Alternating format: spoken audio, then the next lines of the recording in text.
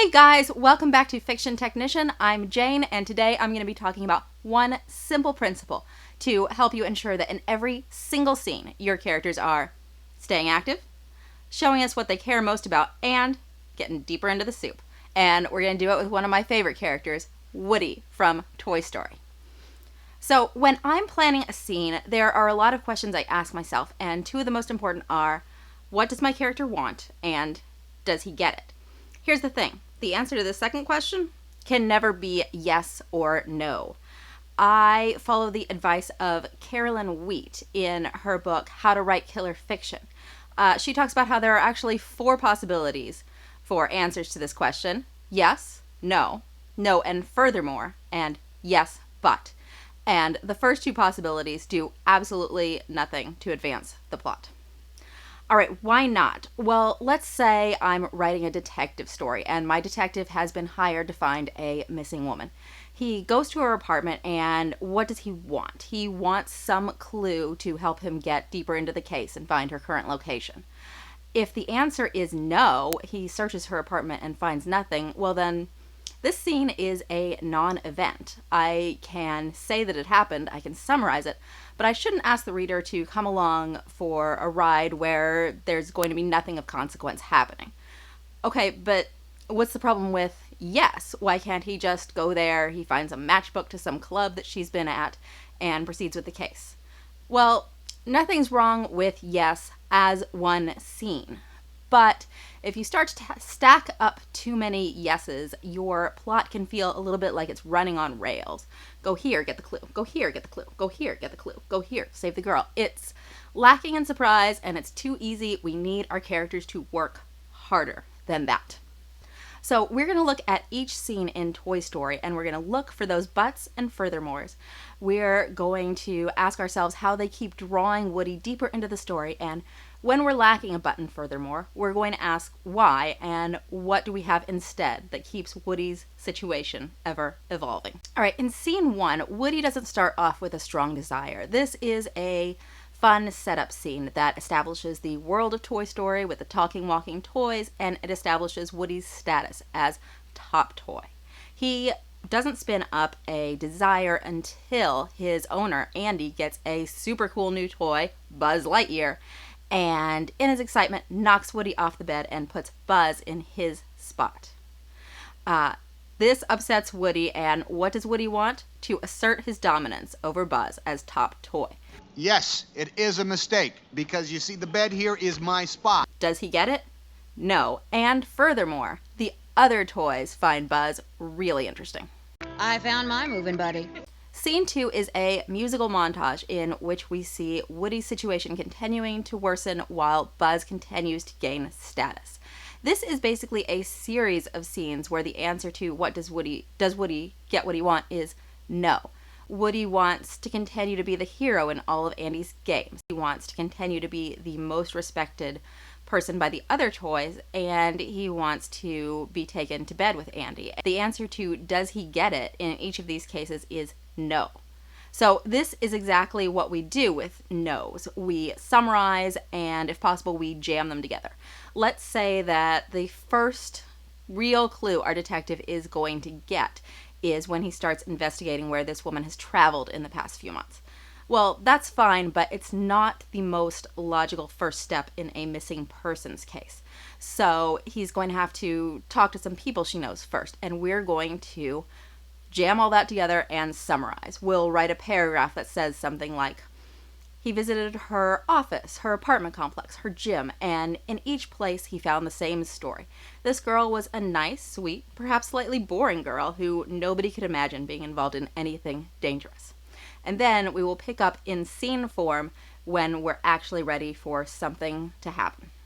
In the case of the detective, we're looking to take him through a series of logical steps that will get us to this first scene. In the case of Woody, we're looking to take him on a little bit of an emotional journey so that when we pick up in the next scene and he confronts Buzz, we'll understand that he's not being paranoid, his status really is at stake. By the time we get to scene 3, Woody's had enough of this, and what does he want? To confront Buzz and tell him not to get between him and Andy. This is the weakest scene on this particular principle of yes and no, but it still keeps the situation evolving because we set up a couple of facts that are going to be important for the plot from here on out. We learn that Buzz's spaceman delusion is for real. He actually thinks he's a space ranger.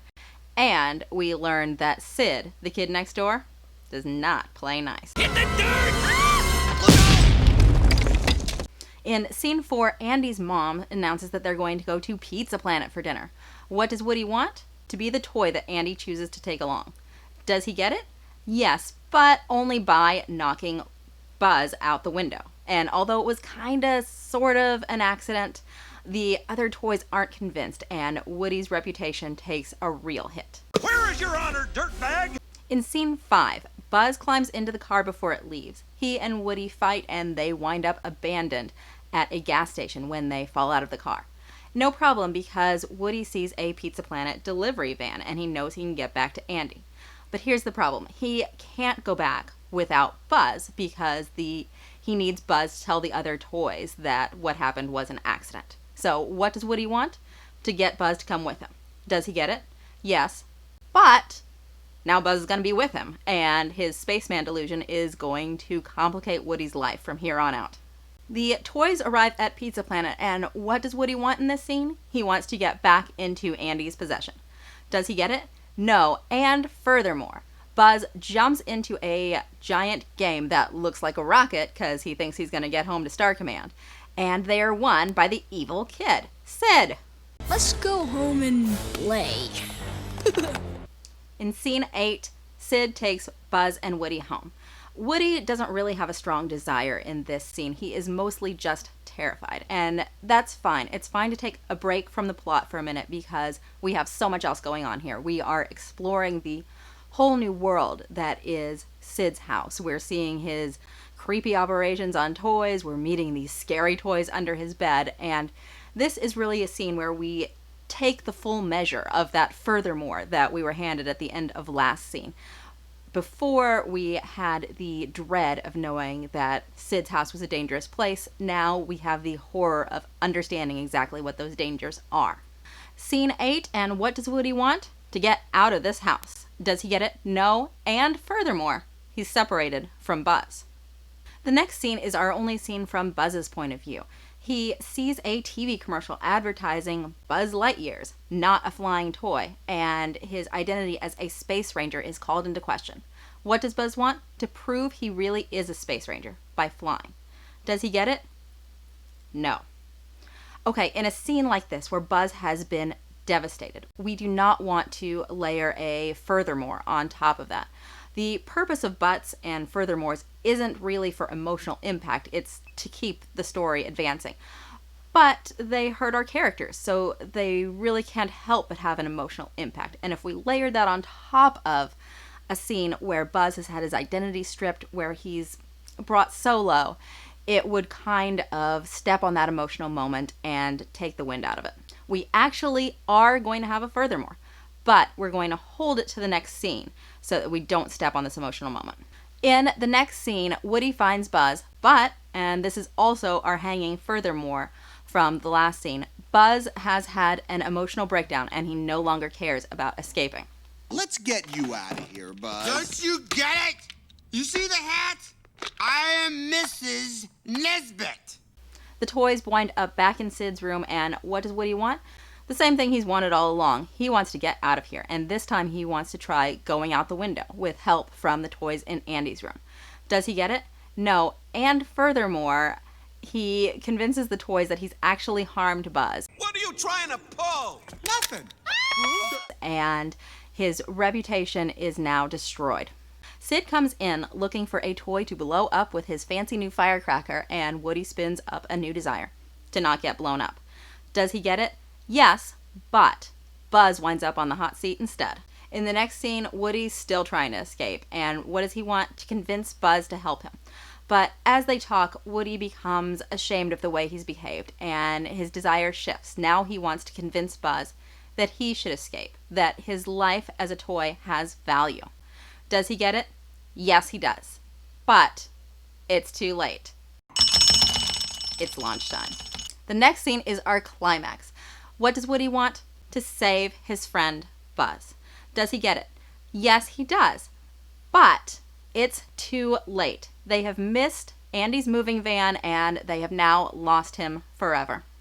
In this last scene, Buzz and Woody have a united desire, which is to catch up with Andy's moving van. Do they get it? Yes, they do, despite a few hijinks along the way. This is the end. Now, finally, we can get an uncomplicated yes. I love yes and no, and I think about it for every single scene because it helps me cleave to several principles that we all know about storytelling, which is that characters should want things, scenes should have consequences, and by and large, things should be getting harder as we go along. Every episode ends with an exercise, but first I want to take a moment to thank you and ask you to please like this video if you feel it was valuable to you. Subscribe and hit the bell if you never want to miss a thing. All right, exercises of the week. The next time you watch a movie, look for those buts and furthermores. Also, look for the places where the writers deviated from this principle and ask yourself, what do they have instead that is keeping the story moving forward in every single scene? Tech out!